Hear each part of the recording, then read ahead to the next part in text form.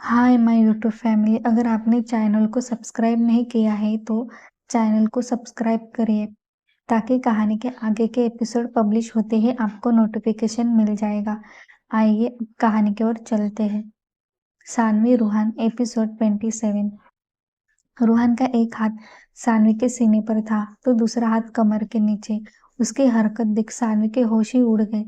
वो कुछ रिएक्ट करते इससे पहले ही रूहान ने पीछे से उसके ड्रेस की जिप निकाल दी और उसके दुपट्टे को ठीक करके उसके सीने पर हाथ रख उसे मसलने लगा। उसके छुअन से सानवी बुरी तरीके से ब्लैंक हो गई। तभी उसे अपने कमर पर रूहान के हाथ महसूस हुए और फिर पेट के नीचे। अब भी वो कोई रिएक्ट करते उससे पहले ही रूहान ने उसके पायजामे के नोट को खींच लिया और उसके पैंट के अंदर हाथ डालकर उसके सॉफ्टनेस को उंगलियों से सहलाने लगा। वैसे ही सानवी की सांसें उसके गले में ही अटक गई और उसने अपने होठों को दांतों तले दबा दिया।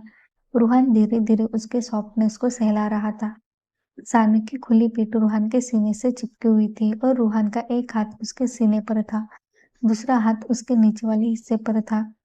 सानवी की हालत खराब हो रही थी। तभी रूहान ने उसके सीने से हाथ निकाला, जिसे महसूस कर सानवी थोड़ा रिलैक्स हुई ही थी कि रूहान ने उसके हाथ को पकड़कर सीधा उसके लोअर के अंदर डाल दिया और उसे अपने पेनिस को पकड़ने के लिए मजबूर करते हुए अपना हाथ फिर से उसके सीने में डालते हुए बोला, माऊ, now I can stop my self please.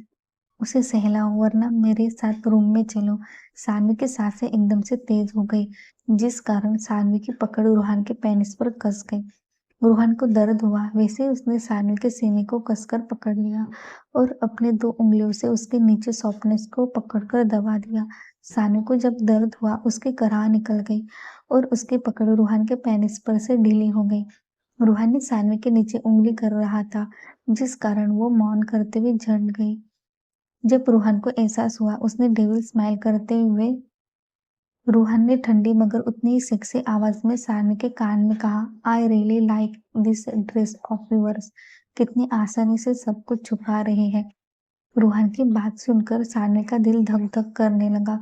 उसने जल्दी से रूहान के हाथ को पकड़ लिया और गुस्से से बोली, अपने हाथ को संभाल लीजिए मिस्टर राणा और मुझसे दूर रहिए, कहीं आपकी सारी गर्लफ्रेंड्स को बुरा ना लग जाए।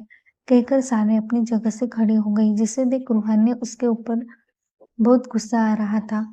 आज तक उसे किसी ने इग्नोर नहीं किया था, सेंटर ऑफ अट्रैक्शन था वो, और आज उसी की बीवी खुलेआम उसे ऐसे इग्नोर कर रही थी। रूहान को अब तो उसके ऊपर और ज्यादा गुस्सा आ रहा था। वो झट से खड़ा हो गया और उसने पीछे से जाकर सानवी की गर्दन को पकड़ लिया और उसका सर सीधा अपनी तरफ कर दिया। ये सब कुछ इतनी जल्दबाजी में हुआ कि सानवी को पहले तो कुछ समझ ही नहीं आया। वही उसकी हरकत से सब लोग घबरा कर खड़े हो गए, क्योंकि किसी को भी रूहान की इस एक्शन की उम्मीद नहीं थी। वीरेन, ब्राउन, देव और कबीर भी घबरा गए और अपनी जगह पर खड़े हो गए थे। और सानवी को ऐसे देख ज्योति की तो हालत ही खराब हो गई थी। रूहान ने सानवी की गर्दन को कसकर पकड़ लिया और उसका चेहरा अपने चेहरे के बिल्कुल सामने लाते हुए अपनी दबंग भरी दहशत भरी आवाज में बोला, तुम्हारी हिम्मत कैसे हुई मुझे इग्नोर करने की माऊ। उसकी बात सुनकर सानवी की आंखें नम हो गई, पर उसने उसे कुछ भी नहीं कहा, जिसे देख रूहान जोर से चिल्लाया, जुबान खोलो अपनी माऊ। सानवी ने थरथराते हुए उसे देखा और फिर अपनी आंखें कसकर बंद कर दी, जिसे देख रूहान ने उसे बिल्कुल अपने सामने लिया। इस वक्त उन दोनों के बीच सिर्फ 1 इंच का फासला था। सानवी रूहान से बहुत ज्यादा डरी हुई थी, फिर भी उसे हिम्मत दिखाई और उसे गुस्से से देखते हुए बोली, मुझे छोड़िए राणा जी, आपको एक बात समझ नहीं आती, बार बार क्यों एक ही बात मुझे कहने के लिए मजबूर कर रहे हैं। रूहान को सानवी के ऊपर इतना ज्यादा गुस्सा आ रहा था कि उसे वहीं पर जान से मार देने की इच्छा हो रही थी। लेकिन हाय रे उसकी किस्मत, वो ना तो उसे डांट सकता था और ना ही मार सकता था। उसके बिना तो अब वह कुछ नहीं था। उसने गुस्से से तिरछी नजरों से देव को देखा और चिल्लाते हुए बोला, स्पीक। उसके इतना कहते ही देव ने कहना शुरू कर दिया, कुछ देर पहले जब दादी का बीपी लो हो गया था, तब आपके जाने के बाद, कहकर उसने एक नजर दुर्गा देवी को फिर कियारा को देखा। फिर उसकी नजर रूहान के ऊपर चली गई, जो अपनी ठंडी नजरों से सानवी के आंखों में देख रहा था, जो उसे भी गुस्से से देख रही थी। डर तो काफी ज्यादा रही थी, जिसके आंखों से ही पता चल रहा था, फिर भी वो उसे टशन दे रही थी। फिर देव ने घबराते हुए अपना थूक निकला और कहा, आपके जाने के बाद दादी ने कहकर उसने दुर्गा देवी ने जितना भी सानवी को कहा था वो सब कुछ बता दिया और फिर कियारा ने जो जो कहा था वो भी उसे बता दिया। फिर उसने कहा, फिर कियारा ने लेडी क्वीन को धक्का देकर कमरे से बाहर निकाल दिया, जिस कारण लेडी क्वीन जोर से जमीन पर गिर पड़ी। बस देवका इतना कहकर चुप हो गया। वही बुरी तरीके से पसीने से भीगा हुआ था। वहां पर इतनी ज्यादा ठंडी हवा चल रही थी, लेकिन इस वक्त वहां का माहौल इतना ज्यादा गर्म हो गया था कि सबके माथे पर ठंडा पसीना आया हुआ था, क्योंकि रूहान बिना किसी की परवाह किए अपने असली अवतार में आने लगा था। और ही कुछ ऐसा था उसका। वही सानवी के आंखों से अब झर-झर करके आंसू बह रहे थे, क्योंकि उसे उम्मीद ही नहीं थी रूहान इतनी जल्दी सब कुछ पता कर लेगा। सानवी की बेबस आंखें देखकर रूहान को बहुत ज्यादा तकलीफ हो रही थी, पता नहीं क्यों, लेकिन उसे अंदर ही अंदर काफी ज्यादा दर्द महसूस हो रहा था। उसने एक झटके से सानवी को अपने और नजदीक खींच लिया और उसे अपनी बाहों में भर लिया। जैसे ही सानवी रूहान के भाव में गई, उसने रूहान को कसकर पकड़ लिया और जोर जोर से रोने लगी। उसके आंखों में से आंसू देख रूहान का खून खोल रहा था। उसे बहुत गुस्सा आ रहा था। रोते रोते सानवी को खांसी आ गई, जिसे देख दुर्गा देवी ने कियारा को इशारा किया, जिसे देख कियारा ने अपने फोन में कुछ किया।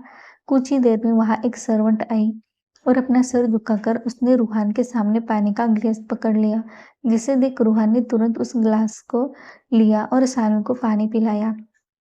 कुछ देर बाद सानू को अच्छा महसूस होने लगा, तो रूहान ने सानू को वहीं पर बैठा दिया और एक नजर दुर्गा देवी को देखकर फिर अपने उसने कियारा को देखा। हाथों की मुट्ठियां इतनी ज्यादा कस गई थी कि ऐसा लग रहा था उसके सारे नसें उभर कर बाहर आ जाएगी। सानवी अभी भी मुस्मुसा रही थी, जिसे देख रूहान ने उसे अपनी डरावनी नजरों से देखा और अपनी दबंग आवाज में बोला, चुप रहो माऊ। रूहान के इसे डांटने पर सानवी रोते हुए बोली, बस आप हर बार डांटते ही रहिए मुझे।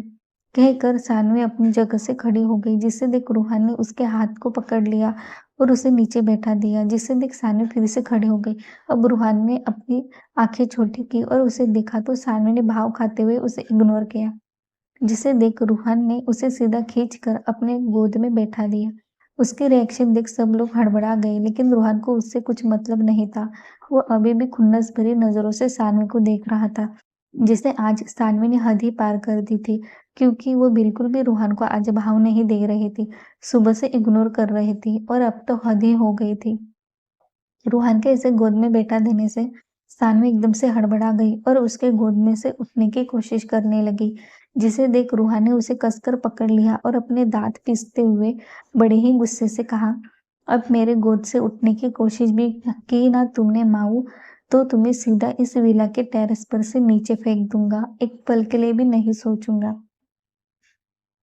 रूहान की धमकी भरी आवाज सुनकर सानवी का तो मुंह ही बन गया और वो घबराहट के मारे थर थर कांपने लगी, जिसे महसूस कर रूहान ने अपना सर हिला दिया और गुस्से भरी नजर कियारा के ऊपर डाली, तो कियारा भी घबराकर 2 कदम पीछे हो गई। फिर उसने दुर्गा देवी की तरफ देखा, तो दुर्गा देवी बड़ी एटीट्यूड से उसे ही लुक दे रही थी, जिसे देख रूहान ने अपनी दांत पीसते हुए कहा, लगता है तुम्हारी इस धरती पर रहने की इच्छा खत्म हो गई दुर्गा देवी। रूहान के ऐसा कहते ही सबके होश उड़ गए। सानवी भी अपनी आंखें बड़ी बड़ी करते हुए उसे देखने लगी। उसने बिल्कुल भी उम्मीद नहीं की थी कि वो अपनी दादी से इस तरह से बात करेगा सिर्फ उसके लिए। वो बस एक टक उसे देखने लगी, लेकिन रूहान की नजरें इस वक्त दुर्गा देवी के नजरों से टकरा रही थी और वो उसे बड़े ही डरावने तरीके से देख रहा था, जिसे देख दुर्गा देवी बोली, अब तू अपनी दादी से ऐसे बात करेगा सिर्फ इस 2 कौड़ी की लड़की के लिए। दुर्गा देवी की बात सुनकर रूहान जोर जोर से डरावनी तरीके से हंसने लगा। उसका ये रूप देखकर समीरा और गिरिजा देवी तो दंग ही रह गई। उन दोनों के हाथ पैर कांप रहे थे। आज तक रूहान का डेविल साइड सिर्फ उसके बाप और दुर्गा देवी ने ही को ही पता था। इतना तो दुर्गा देवी को पता नहीं था, लेकिन वह अपने बिल्कुल दादा की तरह था, किसी से ना डरने वाला। उसकी पर्सनैलिटी ही ऐसी थी। कियारा को भी उसके बारे में थोड़ा बहुत पता था, पर ज्यादा नहीं। रूहान की डरावनी हंसी देखकर सबके रोंगटे खड़े हो गए थे। सानवी बेचारी नजरों से सबको देख रही थी। बाकी सब तो रूहान से दूर थे, पर वो बेचारी खुद इस वक्त उस डेमन किंग के गोद में बैठी हुई थी। उसकी हालत देख सबकी जुबान ही अपने मुंह में घूम रही थी। रूहान हंसते हुए रुक गया और जोर से दहाड़ते हुए बोला, दो कौड़ी की नहीं, इस रूहान सिंह राणा की बीवी है वो, जो अपने आप में एक ब्रांड है। उसकी बीवी की औकात तो सबसे परे है दुर्गा देवी। कहते हुए रूहान ने ब्राउन को देखा, जिसे देख ब्राउन ने अपना सर हिला दिया। जिसे देख रूहान अपनी जगह से खड़ा हो गया और सानवी को लेकर कमरे में चला गया। जब सानवी को कमरे में लेकर आया, सानवी जल्दी से उसके गोद से उतर गई और भागते हुए बाथरूम में चली गई। जिसे देख रूहान ने अपना सर हिला दिया और तुरंत कमरे से बाहर चला गया। बाहर ब्राउन, देव और वीरेन पहले से ही खड़े थे। जैसे ही रूहान आया, वो सब साइड में हो गए। रूहान ने अपने पैंट के जेब में दोनों हाथ डाले और अपनी करारी नजर उन तीनों पर डालते हुए गुस्से से बोला, इतना सब कुछ हुआ माऊ के साथ और किसी को खबर तक नहीं लगी। उन लोगों की इतनी हिम्मत कि उन लोगों ने मेरी माऊ को तकलीफ दी। अब तकलीफ दी ही दी है तो हिसाब तो बराबर करना ही चाहिए। कहते हुए रूहान के चेहरे पर क्रूर मुस्कान थी। वीरेन ने भी उसे एक नजर देखा और फिर उसके दिमाग में आइडिया आया और उसने रूहान को देखते हुए कहा, क्या वही ट्राई करना है? रूहान ने उसे एक डेविल स्माइल दी और फिर वह लोग वहां पर अपने अपने काम पर लग गए। रूहान फिर से कमरे के अंदर आया और सानवी को बाहर आने का इंतजार करने लगा। काफी देर हो गई थी, लेकिन सानवी बाथरूम से बाहर नहीं आ रही थी, जिसे देख रूहान को कुछ अजीब लगा। फिर भी उसने 5 मिनट इंतजार करने का सोचा, लेकिन लगभग 1 घंटा हो गया था। सानवी बाथरूम से बाहर ही नहीं आई थी, जिसे देख रूहान को डर लगने लगा था। उसने जाकर बाथरूम के दरवाजे पर नॉक किया। माऊ, ओपन द डोर। क्या कर रही हो तुम अंदर? लेकिन दूसरी तरफ से कोई आवाज नहीं आई। जिसे देख रूहान ने फिर से दरवाजा खटखटाया तो दूसरी तरफ से थोड़ी चिड़ी हुई आवाज आई, क्या है राणा जी, आप जब देखो तब परेशान करते रहते हैं, कुछ देर के लिए अकेला छोड़ दीजिए। उसकी बात सुनकर रूहान ने अपने दांत पीस लिए और गुस्से से अपने हाथों की मुठ्ठियां बनाते हुए बोला, बस बहुत हो गया माऊ, कब से देख रहा हूँ बेइज्जती पर बेइज्जती किए जा रही हो, उल्टा जवाब दे रही हो। इसका मतलब ये नहीं है कि तुम चाहे जितना मर्जी मुझे बोल लो। चुपचाप से बाथरूम का दरवाजा खोलो और बाहर आ जाओ। उसकी बात सुनकर सानवी ने बाथरूम के दरवाजे पर जोर से हाथ मारा और कहा, मुझे नहीं आना है, आप जाकर ज्योति को बुला लीजिए, मुझे उससे बात करनी है, बहुत जरूरी है और प्लीज जल्दी जाइए। रूहान उसकी बात सुनकर अजीब सा मुंह बनाया। उसका पेशेंस लेवल अब खत्म हो रहा था। उसने बड़ी मुश्किल से अपने गुस्से को कंट्रोल कर रखा था। उसने सानवी को उतने ही गुस्से से कहा, तुम क्या कर रहे हो अंदर, इतनी देर किसे लगती है, दरवाजा खोलो। उसकी बात सुनकर अब सानवी बहुत ज्यादा चिढ़ गई थी। उसने अपने पैर को जोर से फर्श पर पटका और चिढ़कर बोली, क्या है राणा जी, आप हर बार मेरी बात को ऐसे इग्नोर कैसे कर सकते हैं? कुछ इम्पोर्टेंट होगा इसलिए तो कह रही हूँ ना, प्लीज। लेकिन माँ ने, वो रूहान कहा। उसने अपने हाथ को जोर से दरवाजे पर मारा और कहा, जब तक तुम नहीं बताती मैं नहीं ज्योति को बुलाने वाला। वैसे ही पड़ी रहो वरना मैं खुद अंदर आ जाऊंगा। उसकी बात सुनकर सानी को अब उसके ऊपर काफी ज्यादा गुस्सा आ रहा था। उसने एक झटके में बाथरूम का दरवाजा खोल दिया और रूहान को गुस्से से देखने लगी। जिसे देख रूहान ने जल्दी से पूरा बाथरूम का दरवाजा खोल दिया और अंदर आ गया। तो अंदर का नजारा देखकर वो बिल्कुल हैरान रह गया। जिसे देख सानवी का चेहरा बिल्कुल लाल हो गया। दूसरी तरफ वीरेन, ब्राउन और देव इस वक्त कियारा जिस कमरे में थे उसके खिड़की के बाहर खड़े थे, जो सबसे नीचे वाला कमरा था। कमरे के अंदर कियारा खुश होकर कमरे में यहाँ वहां फुदक रही थी। वो फोन पर किसी से बातें करते हुए कह रही थी, कियारा, मैंने कहा था ना, वो रूहान उस लड़के से प्यार कर ही नहीं सकता। पता है तुम्हें, हमने इतना कुछ किया फिर भी उसने हमें कुछ भी नहीं कहा। हाँ, दादी को उसने थोड़ा सा डांट दिया था, लेकिन मुझे उसने कुछ नहीं कहा, बिल्कुल भी नहीं। इससे ही पता चलता है कि वह आज भी मुझसे प्यार करता है। बस एक बार सानी नाम की चुड़ैल हम दोनों की जिंदगी से दफा हो जाए तो फिर हमारे मजे ही मजे हैं। फिर मैं बनूंगी रूहान सिंह राणा की बीवी और इस राणा खानदान की इकलौती बहू। कहते हुए कियारा फीदी फीदी हंसने लगी। दूसरी तरफ से उसे कुछ कहा गया तो कियारा ने एटीट्यूड से अपने बालों को उड़ाते हुए कहा, सही कहा तुमने, मैं हूँ उसे सूट करती हूँ और अब तक तो वह सब कुछ भूल गई होगा। एक बार बस प्यार से उसे मना लूं तो वह मेरे जाल में यूं ही फंस जाएगा। कहते हुए कियारा यहाँ से वहां घूम रही थी कि अचानक ही उसकी नजर सामने चली गई और उसके हाथ से फोन छूट कर नीचे गिर पड़ा। उसकी आंखें हैरानी से बड़ी हो गई। आंखों के सामने डर की लकीर थी और वह बुरी तरीके से कांपते हुए जोर जोर से चिल्लाने लगी। कियारा के सामने एक शैडो था जो बहुत डरावना था। बहुत डरावना शैडो देखकर कियारा की तो हालत ही बहुत ज़्यादा खराब हो गई और वो ज़ोर-ज़ोर से चिल्लाने लगी। लेकिन हाय रे उसकी बुरी किस्मत! वो जिस कमरे में थी वो कमरा साउंड प्रूफ था, जिस कारण उसकी आवाज़ बाहर तक नहीं जा पा रही थी और वो शैडो बार-बार दीवार पर देख रहा था और बीच-बीच में अपने हाथ-पैर हिलाते हुए कियारा के ऊपर झपट्टा मार रहा था, जिससे कियारा काफ़ी ज़्यादा डर गई और डर के मारे वहीं पर बेहोश होकर गिर पड़ी। वहीं उसका फ़ोन लगातार बजे जा रहा था, पर कियारा बेहोश होने के कारण फ़ोन नहीं उठा रही थी। दूसरी तरफ दुर्गा देवी का कमरा। कल्याणी बुआ और दुर्गा देवी बेड पर बैठी हुई थी और आज जो कुछ भी हुआ उसके बारे में सोच रही थी। कल्याणी बुआ गुस्से से दुर्गा देवी को देखते हुए बोली, देखा माँ कैसे वो आपके बारे में बातें कर रहा था। रोहन इतना कैसे बदल सकता है। हाँ, वो आपसे ऐसे ऐसे बातें करता था, लेकिन आज तो उसने कहर ही कर दिया। किस तरह से बातें करता था, मुझे तो आपके लिए बहुत बुरा लग रहा है। वो ऐसे कैसे आपसे इस तरह से बात कर सकता है। कल्याणी देवी आग में घी डालने की कोशिश कर रही थी और वही दुर्गा देवी उसकी बात सुनकर और ज्यादा भड़क रही थी। उसने गुस्से से कहा, हाँ मुझे पता है, समझ आ रहा है, ये सब कुछ उस लड़की का कारनामा है। जब से वो लड़की रोहान की जिंदगी में आई है, रोहान बहुत ज्यादा बदल गया है, वरना पहले वो उस तरह कभी मुझसे बात नहीं किया करता था।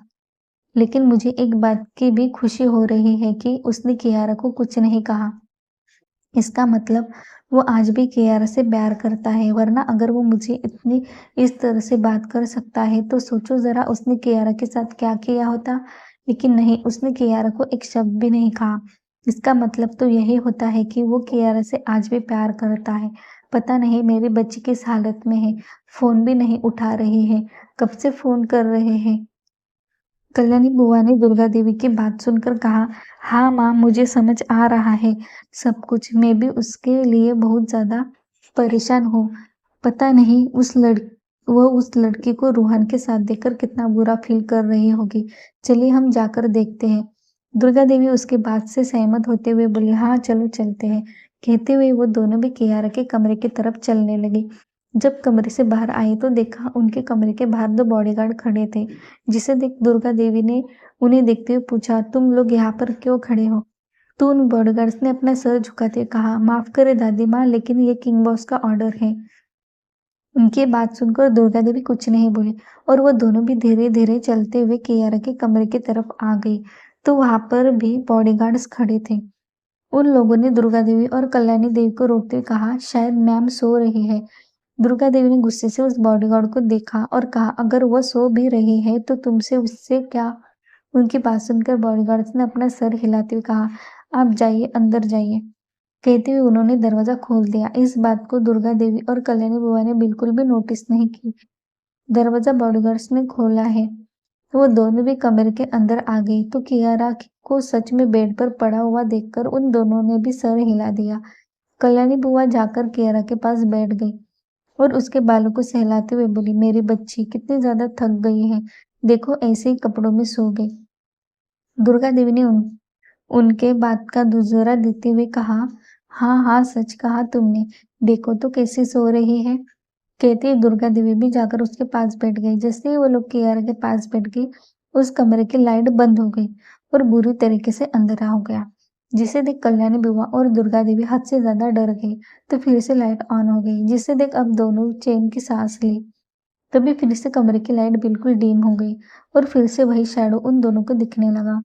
जैसे ही वो शैडो दुर्गा देवी के पास आया, दुर्गा देवी जोर से चीख पड़ी और किसी मंत्र का जाप करते हुए अपने हाथ से ही उस शैडो को भगाने लगी।